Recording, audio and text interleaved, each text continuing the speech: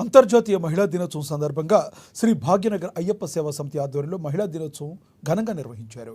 ముఖ్య అతిథిగా BJP party Hyderabad parliament incharge Madhavi Latha పాల్గొన్నారు.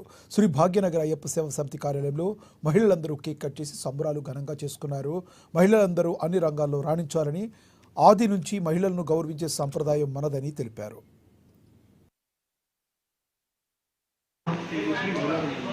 భారతదేశంలో మనకి 365 రోజులు కూడా మహిళా దినోత్సవమే. ఎందుకంటే మన దగ్గర అమ్మని అన్నం వండుతుంది, ఇంకా నాన్న అన్నం వండే రోజులు రాలేదు.